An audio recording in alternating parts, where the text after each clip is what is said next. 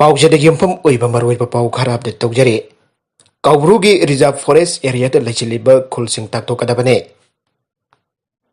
ꯃꯤꯇꯩꯁꯤꯡꯒꯤ ꯍꯧꯔꯛꯂꯣꯟꯒ ꯃꯔꯤ ꯂꯩꯅꯕ ꯈ꯭ꯋꯥꯏꯗꯒꯤ ꯁꯦꯡꯂꯕ ꯑꯃꯗꯤ ꯑꯔꯨꯕ ꯂꯩꯐꯝ ꯑꯃ ꯑꯣꯏꯔꯤꯕ ꯀꯧꯕ꯭ꯔꯨ ꯈꯨꯕꯝꯒꯤ ꯑꯀꯣꯏꯕꯗ ꯔꯤꯐ꯭ꯌꯨꯖꯤ ꯑꯣꯏꯅ ꯂꯥꯛꯈꯤꯕ ꯃꯤꯑꯣꯏ ꯈꯔꯅ ꯅꯤꯌꯝ ꯀꯥꯏꯅ ꯈꯨꯟꯗꯥꯁꯤꯜꯂꯒ ꯃꯄꯨ ꯁꯥꯗꯨꯅ ꯑꯊꯤꯡ ꯑꯔꯥꯛ ꯄꯤꯔꯤꯕ ꯀꯌꯥ ꯑꯁꯤ ꯃꯇꯨꯡ ꯇꯧꯗꯅꯕ ꯔꯤꯖꯔꯚ ꯐꯣꯔꯦꯁꯠ ꯑꯣꯏꯅ ꯂꯥꯎꯊꯣꯛꯈ꯭ꯔꯕ ꯀꯧꯕ꯭ꯔꯨ ꯔꯦꯟꯖꯀꯤ ꯑꯦꯔꯤꯌꯥꯗ ꯂꯩꯁꯤꯜꯂꯤꯕ ꯈꯨꯜ ꯈꯨꯗꯤꯡꯃꯛ ꯑꯊꯨꯕꯗ ꯏꯚꯤꯛꯁꯟ ꯇꯧꯒꯗꯕꯅꯤ꯫ ꯃꯃꯥꯡꯒꯤ ꯁꯔꯀꯥꯔꯁꯤꯡꯒꯤ ꯃꯇꯝꯗ ꯀꯧꯕ꯭ꯔꯨ ꯔꯦꯟꯖ ꯑꯁꯤ ꯔꯤꯖꯔꯚ ꯐꯣꯔꯦꯁꯠ ꯑꯦꯔꯤꯌꯥꯅꯤ ꯈꯪꯅ ꯈꯪꯅ ꯑꯅꯧꯕ ꯈꯨꯜ ꯀꯌꯥ ꯈꯨꯟꯗꯥꯁꯤꯜꯂꯛꯄꯗ ꯀꯔꯤ ꯑꯃꯠꯇ ꯍꯟꯅ ꯌꯦꯡꯗꯅ ꯇꯨꯃꯤꯟꯅ ꯂꯩꯁꯤꯟꯕ ꯑꯗꯨꯒ ꯁꯦꯜ ꯈꯔꯗ ꯃꯤꯍꯧꯗꯨꯅ ꯃꯇꯝꯒꯤ ꯑꯣꯏꯅ ꯊꯧ ꯄꯨꯔꯝꯕ ꯑꯣꯐꯤꯁꯤꯌꯦꯜꯁꯤꯡꯅ ꯃꯔꯝꯗꯝ ꯃꯖꯥꯇꯤꯒꯤ ꯈꯟꯗꯕ ꯃꯈꯩ ꯈꯨꯜ ꯇꯥꯁꯤꯟꯕꯗ ꯑꯌꯥꯕ ꯄꯤꯊꯣꯛꯂꯝꯕꯗꯒꯤ ꯉꯁꯤꯒꯤ ꯋꯥꯊꯣꯛ ꯑꯁꯤ ꯊꯣꯔꯛꯂꯤꯕꯅꯤ꯫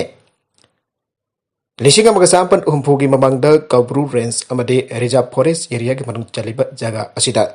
ꯈꯨꯜ ꯑꯃꯠꯇ ꯂꯩꯔꯝꯕ ꯅꯠꯇꯦ꯫ ꯃꯁꯤꯒꯤ ꯃꯇꯨꯡꯗ ꯂꯣꯠꯅ ꯊꯨꯞꯅ ꯈꯨꯟꯗꯥꯁꯤꯜꯂꯛꯈꯤꯕ ꯈꯔꯅ ꯉꯁꯤ ꯃꯍꯨꯝ ꯐꯔꯦ ꯍꯥꯏꯗꯨꯅ ꯃꯄꯨ ꯁꯥꯔꯛꯄ ꯑꯁꯤ ꯌꯥꯐꯝ ꯊꯣꯛꯇꯦ꯫ ꯊꯧꯑꯣꯡ ꯑꯁꯤꯗꯤ ꯂꯧ ꯃꯄꯨ ꯌꯧꯅ ꯇꯥꯜꯂꯤ ꯍꯥꯏꯕꯗꯨꯒꯤ ꯊꯧꯑꯣꯡꯅꯤ꯫ ꯃꯁꯤ ꯈꯪꯅ ꯁꯔꯀꯥꯔꯅ ꯊꯕꯛ ꯄꯥꯏꯈꯠꯐꯝ ꯊꯣꯛꯏ꯫ ꯍꯧꯈꯤꯕ ꯆꯍꯤ 1963ꯒꯤ ꯖꯨꯂꯥꯏ 14ꯗ ꯊꯣꯛꯈꯤꯕ ꯃꯅꯤꯄꯨꯔ ꯁꯔꯀꯥꯔꯒꯤ ꯒꯦꯖꯦꯠ ꯅꯣꯇꯤꯐꯤꯀꯦꯁꯟ ꯑꯃꯅ ꯏꯟꯗꯤꯌꯟ ꯐꯣꯔꯦꯁꯠ ꯑꯦꯛ 16 of 1927ꯒꯤ ꯁꯦꯛꯁꯟ 4ꯅ ꯄꯤꯔꯤꯕ ꯁꯛꯇꯤꯒꯤ ꯃꯇꯨꯡꯏꯟꯅ ꯃꯅꯤꯄꯨꯔꯒꯤ ꯒꯚꯔꯅꯔꯅ ꯁ꯭ꯀ꯭ꯋꯥꯔ ꯀꯤꯂꯣꯃꯤꯇꯔ 53 ꯄꯥꯛ ꯆꯥꯎꯕ ꯀꯧꯕ꯭ꯔꯨ ꯔꯦꯟꯖꯀꯤ ꯖꯒꯥ ꯑꯁꯤ ꯔꯤꯖꯔꯚ ꯐꯣꯔꯦꯁꯠ ꯑꯦꯔꯤꯌꯥ ꯑꯣꯏꯅ ꯂꯥꯎꯊꯣꯛꯈ꯭ꯔꯕꯅꯤ꯫ ꯒꯦꯖꯦꯠ ꯅꯣꯇꯤꯐꯤꯀꯦꯁꯟ ꯑꯗꯨꯒꯤ ꯃꯇꯨꯡꯏꯟꯅ ꯀꯧꯕ꯭ꯔꯨ ꯔꯤꯖꯔꯚ ꯐꯣꯔꯦꯁꯠꯀꯤ ꯑꯦꯔꯤꯌꯥ ꯑꯁꯤ ꯑꯋꯥꯡꯗꯅ ꯑꯗꯥꯏ ꯅꯗꯤ, ꯈꯥꯗꯅ ꯅꯥꯎꯀꯤ ꯅꯗꯤ, ꯅꯣꯡꯄꯣꯛꯇꯅ ꯀꯧꯕ꯭ꯔꯨ ꯔꯦꯟꯖ, ꯅꯣꯡꯆꯨꯞꯇꯅ ꯑꯗꯥꯏ ꯅꯗꯤ ꯑꯃꯗꯤ ꯅꯥꯎꯀꯤ ꯅꯗꯤꯒꯤ ꯑꯦꯔꯤꯌꯥ ꯑꯁꯤ ꯀꯚꯔ ꯇꯧꯔꯤꯕꯅꯤ꯫ ꯀꯧꯕ꯭ꯔꯨ ꯔꯦꯟꯖꯀꯤ ꯁ꯭ꯀ꯭ꯋꯥꯔ ꯀꯤꯂꯣꯃꯤꯇꯔ 53 ꯆꯥꯎꯕ ꯖꯒꯥ ꯑꯃ ꯔꯤꯖꯔꯚ ꯐꯣꯔꯦꯁꯠ ꯑꯣꯏꯅ ꯂꯥꯎꯊꯣꯛꯇꯨꯅ ꯒꯦꯖꯦꯠ ꯅꯣꯇꯤꯐꯤꯀꯦꯁꯟ ꯊꯣꯛꯈ꯭ꯔꯕ ꯖꯒꯥ ꯑꯁꯤꯗ ꯃꯇꯧ ꯀꯔꯝꯅ ꯑꯥꯏꯟꯅ ꯌꯥꯗꯕ ꯃꯑꯣꯡꯗ ꯈꯨꯜ ꯀꯌꯥ ꯇꯥꯁꯤꯟꯕꯗ ꯁꯔꯀꯥꯔꯅ ꯃꯇꯧ ꯀꯔꯝꯅ ꯑꯌꯥꯕ ꯄꯤꯔꯤꯕꯅꯣ? ꯃꯃꯥꯡꯒꯤ ꯁꯔꯀꯥꯔꯅ ꯃꯊꯧ ꯃꯁꯛ ꯈꯪꯗꯕꯒꯤ ꯑꯌꯥꯕ ꯄꯤꯊꯣꯛꯂꯝꯕ ꯑꯣꯏꯔꯕꯁꯨ ꯍꯧꯖꯤꯛꯇꯤ ꯔꯤꯖꯔꯚ ꯐꯣꯔꯦꯁꯠ ꯑꯦꯔꯤꯌꯥꯅꯤ ꯍꯥꯏꯕ ꯈꯪꯂꯕꯅꯤꯅ ꯈꯨꯗꯛꯇ ꯏꯚꯤꯛꯁꯟ ꯇꯧꯐꯝ ꯊꯣꯛꯏ꯫ 1963ꯗ ꯁꯨꯄ꯭ꯔꯤꯝ ꯀꯣꯔꯠꯅ ꯇꯥꯈꯤꯕ ꯔꯨꯂꯤꯡ ꯑꯃꯒꯤ ꯃꯇꯨꯡꯏꯟꯅꯁꯨ ꯐꯣꯔꯦꯁꯠ ꯍꯥꯏꯔꯤꯕ ꯋꯥꯍꯩ ꯑꯁꯤꯃꯛꯅ ꯖꯒꯥ ꯑꯁꯤ ꯎꯃꯪꯒꯤ ꯁꯔꯨꯛ ꯑꯣꯏꯒꯗꯕꯅꯤ꯫ ꯑꯗꯨꯒꯨꯝꯕ ꯐꯣꯔꯦꯁꯠꯀꯤ ꯑꯦꯔꯤꯌꯥꯁꯤꯡꯗ ꯎꯃꯪ ꯀꯣꯛꯊꯣꯛꯇꯨꯅ ꯈꯨꯟꯗꯥ ꯂꯩꯇꯥꯁꯤꯟꯕ ꯍꯥꯏꯕꯁꯤ ꯌꯥꯗꯦ꯫ ꯐꯣꯔꯦꯁꯠꯀꯤ ꯑꯦꯔꯤꯌꯥꯗ ꯗꯤꯐꯣꯔꯦꯁꯇꯦꯁꯟꯒꯤ ꯊꯕꯛ ꯄꯥꯏꯈꯠꯀꯦ ꯍꯥꯏꯕ ꯇꯥꯔꯕꯗꯤ ꯁꯦꯟꯇ꯭ꯔꯦꯜ ꯒꯚꯔꯟꯃꯦꯟꯠꯒꯤ ꯑꯌꯥꯕ ꯂꯧꯒꯗꯕꯅꯤ ꯍꯥꯏꯅ ꯔꯨꯂꯤꯡ ꯑꯗꯨꯅ ꯃꯌꯦꯛ ꯁꯦꯡꯅ ꯄꯜꯂꯤꯕꯅꯤ꯫ ꯃꯁꯤꯗ ꯍꯤꯜꯁ ꯑꯦꯔꯤꯌꯥꯁ ꯀꯃꯤꯇꯤ ꯅꯠꯇ꯭ꯔꯒꯅ ꯀꯔꯤꯒꯨꯝꯕ ꯕꯣꯗꯤ ꯑꯃꯠꯇꯅ ꯈꯨꯠ ꯊꯤꯡꯖꯤꯟꯕ ꯌꯥꯕꯒꯤ ꯍꯛ ꯂꯩꯇꯦ꯫ ꯃꯁꯤꯒꯤ ꯃꯊꯛꯇ ꯔꯤꯖꯔꯚ ꯐꯣꯔꯦꯁꯠꯀꯤ ꯑꯦꯔꯤꯌꯥꯗ ꯃꯈꯜ ꯑꯃꯠꯇꯒꯤ ꯈꯨꯟꯗꯥ ꯂꯩꯇꯥꯁꯤꯟꯕ ꯌꯥꯗꯦ ꯍꯥꯏꯕ ꯃꯌꯦꯛ ꯁꯦꯡꯅ ꯌꯥꯎꯔꯕꯅꯤꯅ ꯀꯧꯕ꯭ꯔꯨꯒꯤ ꯂꯩꯐꯝꯂꯦꯟ ꯑꯁꯤ ꯃꯥꯡꯍꯟꯗꯅ ꯑꯃꯗꯤ ꯍꯧꯖꯤꯛ ꯂꯩꯔꯤꯕ ꯁꯔꯀꯥꯔ ꯑꯁꯤꯅ ꯄ꯭ꯔꯣꯇꯦꯛꯇꯦꯗ ꯑꯦꯔꯤꯌꯥ ꯑꯃ ꯑꯣꯏꯅ ꯂꯥꯎꯊꯣꯛꯈꯤꯕ ꯑꯗꯨꯒꯤ ꯋꯥꯍꯟꯊꯣꯛ ꯂꯩꯍꯟꯅꯅꯕ ꯅꯤꯌꯝ ꯀꯥꯏꯅ ꯔꯤꯖꯔꯚ ꯐꯣꯔꯦꯁꯠꯀꯤ ꯑꯦꯔꯤꯌꯥꯗ ꯈꯨꯟꯗꯥ ꯂꯩꯇꯥꯁꯤꯟꯗꯨꯅ ꯃꯄꯨ ꯅꯠꯇꯅ ꯃꯄꯨ ꯁꯥꯔꯤꯕꯁꯤꯡ ꯈꯨꯗꯛꯇ ꯏꯚꯤꯛꯁꯟ ꯇꯧꯐꯝ ꯊꯣꯛꯏ꯫ ꯂꯩꯐꯝꯂꯦꯟ ꯑꯁꯤ ꯃꯤꯇꯩ ꯐꯨꯔꯨꯞꯀꯤ ꯍꯧꯔꯛꯂꯣꯟꯒ ꯃꯔꯤ ꯂꯩꯅꯕ ꯑꯔꯨꯕ ꯃꯐꯝ ꯑꯃ ꯑꯣꯏꯕꯅ ꯁꯔꯀꯥꯔꯅꯁꯨ ꯂꯨꯝꯅ ꯂꯧꯐꯝ ꯊꯣꯛꯏ꯫ ꯅꯥꯀꯜ ꯑꯃꯔꯣꯝꯗꯁꯨ ꯂꯥꯏꯅꯤꯡ ꯑꯃꯗꯤ ꯊꯥꯖꯕ ꯃꯤꯑꯣꯏꯕ ꯈꯨꯟꯅꯥꯏꯗ ꯌꯥꯝꯅ ꯂꯨꯝꯅ ꯈꯟꯅꯔꯤꯕ ꯍꯤꯔꯝꯁꯤꯡꯒꯤ ꯃꯅꯨꯡꯗ ꯂꯥꯏꯅꯤꯡ ꯑꯃꯗꯤ ꯊꯥꯖꯕ ꯍꯥꯏꯕ ꯑꯅꯤꯁꯨꯅꯤ꯫ ꯄꯣꯛꯄꯗꯒꯤ ꯁꯤꯕ ꯐꯥꯎꯕꯒꯤ ꯃꯅꯨꯡꯗ ꯃꯤꯑꯣꯏ ꯐꯨꯔꯨꯞ ꯈꯨꯗꯤꯡꯃꯛꯀꯤ ꯑꯣꯏꯅ ꯊꯥꯖꯅꯕ ꯀꯌꯥꯃꯔꯨꯝ ꯂꯩꯔꯤ꯫ ꯀꯔꯤꯒꯨꯝꯕ ꯊꯥꯖꯕ ꯈꯔꯗꯤ ꯂꯥꯏꯅꯤꯡꯗ ꯌꯨꯝꯐꯝ ꯑꯣꯏꯗꯕ ꯐꯥꯎꯕ ꯂꯩꯔꯤ꯫ ꯃꯅꯤꯄꯨꯔꯒꯨꯝꯕ ꯇꯣꯉꯥꯟ ꯇꯣꯉꯥꯟꯕ ꯐꯨꯔꯨꯞ ꯀꯌꯥꯅ ꯄꯨꯟꯅ ꯈꯨꯟꯗꯥꯃꯤꯟꯅꯗꯨꯅ ꯂꯩꯔꯤꯕ ꯂꯩꯕꯥꯛ ꯑꯁꯤꯗꯗꯤ ꯑꯁꯤꯒꯨꯝꯕ ꯐꯨꯔꯨꯞꯁꯤꯡ ꯑꯁꯤꯒꯤ ꯅꯥꯠ ꯑꯃꯗꯤ ꯂꯥꯏꯅꯤꯡꯒ ꯃꯔꯤ ꯂꯩꯅꯕ ꯊꯥꯖꯖꯕ ꯀꯌꯥꯃꯨꯛꯁꯨ ꯂꯩꯔꯤꯕꯅꯤ꯫ ꯂꯨꯔꯤꯕꯗꯤ ꯑꯁꯤꯒꯨꯝꯕ ꯐꯨꯔꯨꯞ ꯑꯃꯒꯤ ꯊꯥꯖꯕ ꯑꯃꯗꯤ ꯂꯥꯏꯅꯤꯡꯗ ꯑꯇꯣꯞꯄ ꯃꯥꯟꯅꯗꯕ ꯐꯨꯔꯨꯞ ꯑꯃꯒꯤ ꯅꯠꯇ꯭ꯔꯒꯅ ꯃꯥꯟꯅꯕ ꯐꯨꯔꯨꯞꯀꯤ ꯃꯅꯨꯡꯗ ꯑꯣꯏꯔꯕꯁꯨ ꯂꯥꯏꯅꯤꯡ ꯈꯦꯠꯅꯕꯁꯤꯡꯒꯤ ꯃꯔꯛꯇ ꯑꯃꯅ ꯑꯃꯒꯤ ꯊꯥꯖꯅꯕꯤꯗ ꯀꯔꯦꯝ ꯀꯊꯥꯏꯅꯕ, ꯁꯤꯡꯅꯕ, ꯑꯌꯦꯠ ꯑꯄꯟ ꯄꯤꯕ ꯍꯥꯏꯕꯁꯤ ꯑꯥꯏꯟꯒꯤ ꯃꯤꯠꯌꯦꯡꯗ ꯐꯥꯎꯕ ꯑꯔꯥꯟꯕ ꯊꯧꯑꯣꯡꯅꯤ꯫ ꯑꯗꯨꯕꯨ ꯃꯅꯤꯄꯨꯔꯗꯗꯤ ꯀꯔꯤꯒꯨꯝꯕ ꯃꯇꯝꯗ ꯑꯃꯅ ꯑꯃꯒꯤ ꯊꯥꯖꯖꯕꯗ ꯑꯇꯝꯅꯅ ꯑꯌꯦꯠ ꯑꯄꯟ, ꯑꯀꯥꯏ ꯑꯇꯣꯏ ꯊꯣꯛꯍꯟꯕꯒꯤ ꯊꯧꯗꯣꯛ ꯑꯁꯤ ꯍꯦꯛ ꯊꯣꯛꯇꯨꯅ ꯂꯥꯛꯂꯤ꯫ ꯃꯁꯤꯅ ꯃꯔꯝ ꯑꯣꯏꯗꯨꯅ ꯊꯥꯔꯨꯝ ꯊꯝꯅꯕ ꯌꯥꯎꯔꯛꯂꯤ꯫ ꯃꯁꯤꯅ ꯃꯔꯝ ꯑꯣꯏꯗꯨꯅ ꯂꯩꯃꯤꯟꯅꯔꯤꯕ ꯑꯩꯈꯣꯏꯒꯤ ꯏꯔꯛꯇ ꯅꯥꯏꯅꯨ ꯀꯦꯁꯤ ꯊꯥꯡꯅꯗꯨꯅ ꯊꯥꯔꯨꯝ ꯊꯝꯅꯕ ꯌꯥꯎꯔꯛꯂꯤ꯫ ꯃꯁꯤ ꯊꯣꯛꯇꯅꯕ ꯂꯩꯉꯥꯛ ꯑꯃꯗꯤ ꯂꯅꯥꯏ ꯂꯨꯞꯁꯤꯡꯅ ꯃꯇꯝ ꯆꯥꯅ ꯍꯣꯠꯅꯕ ꯃꯊꯧ ꯇꯥꯏ꯫ ꯃꯥꯅ ꯊꯣꯛꯄ ꯇꯧꯔꯁꯅꯨ ꯍꯥꯏꯗꯨꯅ ꯀꯨꯝꯍꯩ ꯌꯦꯡꯗꯨꯅ ꯂꯩꯕ ꯑꯆꯨꯝꯕ ꯈꯣꯡꯊꯥꯡ ꯅꯠꯇꯦ꯫ ꯃꯁꯤꯒꯨꯝꯕ ꯃꯇꯥꯡꯗꯅꯤ ꯃꯔꯥꯜ ꯂꯩꯕꯁꯤꯡ ꯈꯪꯗꯣꯛꯇꯨꯅ ꯃꯇꯤꯛ ꯆꯥꯅ ꯆꯩꯔꯥꯛ ꯄꯤꯕꯒ ꯂꯣꯏꯅꯅ ꯇꯧꯒꯗꯕ ꯑꯃꯗꯤ ꯇꯧꯔꯣꯏꯗꯕꯁꯤꯡ ꯋꯥꯈꯜ ꯇꯥꯍꯟꯅꯕ ꯇꯉꯥꯏꯐꯗꯅ ꯍꯣꯠꯅꯐꯝ ꯊꯣꯛꯏ꯫ ꯀꯟꯈꯠꯇꯨꯅ ꯂꯣꯠꯁꯤꯟ ꯊꯨꯞꯆꯤꯟꯗꯨꯅ ꯊꯝꯅꯕ ꯍꯣꯠꯅꯔꯣꯏꯗꯕꯅꯤ꯫ ꯍꯟꯗꯛ ꯀꯧꯕ꯭ꯔꯨ ꯂꯥꯏꯐꯝꯒ ꯃꯔꯤ ꯂꯩꯅꯕ ꯃꯐꯝ ꯈꯔꯗ ꯇꯧꯍꯩꯗꯕ ꯊꯕꯛ ꯈꯔ, ꯑꯇꯝꯅꯅ ꯇꯧꯔꯣꯏꯗꯕ ꯊꯕꯛ ꯈꯔ ꯄꯥꯡꯊꯣꯛꯂꯛꯄ ꯂꯩꯈ꯭ꯔꯦ꯫ ꯃꯁꯤꯅ ꯃꯔꯝ ꯑꯣꯏꯗꯨꯅ ꯃꯅꯤꯄꯨꯔꯗ ꯃꯇꯝ ꯀꯌꯥꯒꯤ ꯃꯃꯥꯡꯗꯒꯤ ꯈꯨꯟꯗꯥ ꯂꯩꯇꯥꯔꯛꯂꯕ ꯌꯦꯜꯍꯧꯃꯤꯁꯤꯡ ꯊꯃꯣꯏ ꯁꯣꯛꯅ ꯋꯥꯔꯧꯅꯔꯦ ꯍꯥꯏꯕꯁꯤ ꯄ꯭ꯔꯤꯟꯠ ꯑꯃꯗꯤ ꯏꯂꯦꯛꯇ꯭ꯔꯣꯅꯤꯛ ꯃꯤꯗꯤꯌꯥꯗꯒꯤ ꯅꯠꯇꯅ ꯁꯣꯁꯤꯌꯦꯜ ꯃꯤꯗꯤꯌꯥꯒꯤ ꯈꯨꯠꯊꯥꯡꯗꯒꯤ ꯄꯥꯛ ꯁꯟꯅ ꯈꯪꯅꯔꯛꯂꯦ꯫ tauge haiba ama yauna chatharakpa yakai thugai ba yauna chathargi thong adu singnabane usittabani haina loroidabagi maram leite laibak phabadi manipur police ki maikei thong thodik lamba amadi chaukidar gi quarter ni singba mai thaduk lamba duda chena bamioi khradi phagatpa aurakpa simakti thakani ngaine thogliba wathok asigi marumda lammunaba ki mami amatare madang asida lenga ki maikei reserve forest ni ariba amadi historical sites and monument ek ki makada preserve tawre ariba mafam singasi matik jana semgatpa amadi ngak senbagi tangai fadaba laire lam khopchin bo umang kokthok tuna khunda laita sinbasing dauringaida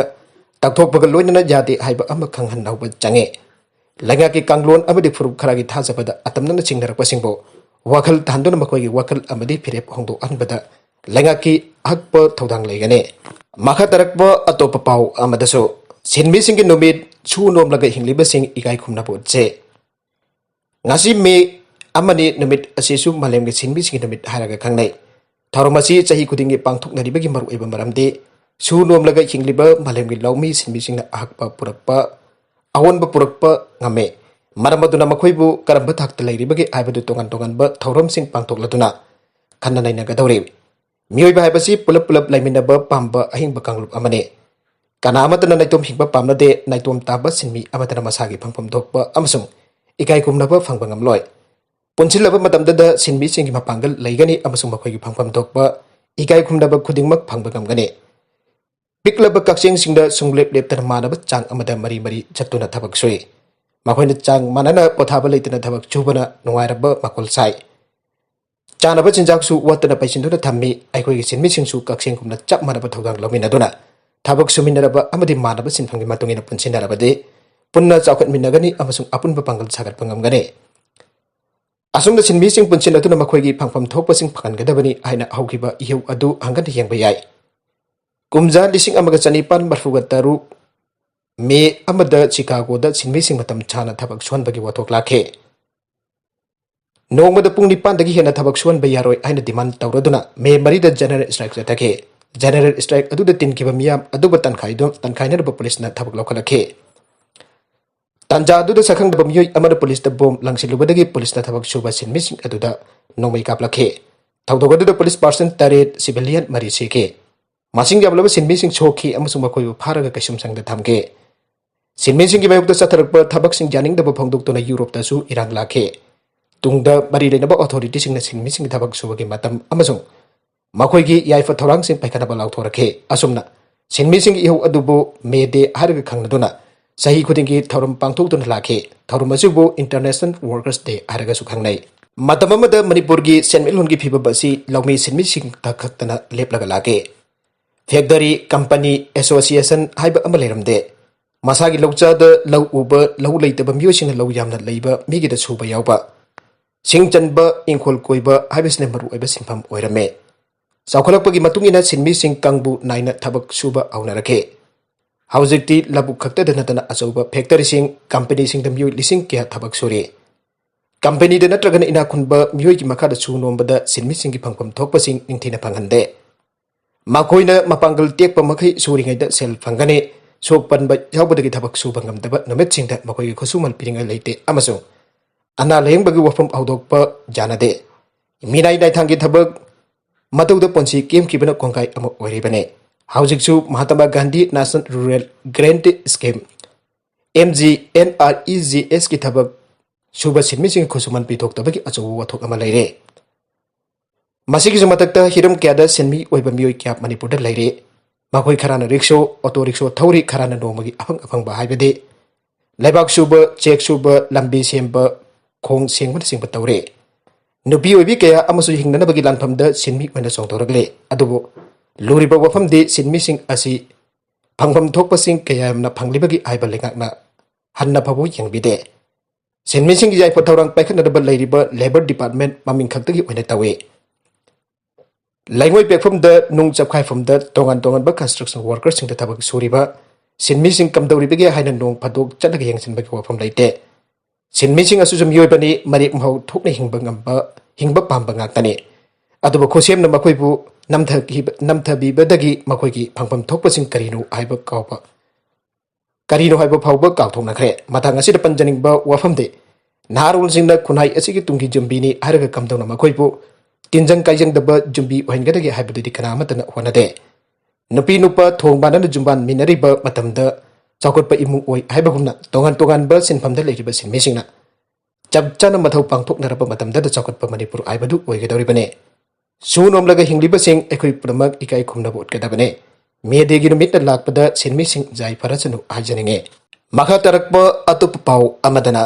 ngasi su Delhi gi Badra Hospital da oxygen loikhiduna oxygen leitabadagi hospital asigi doctor ama jawna mioi nipan sikre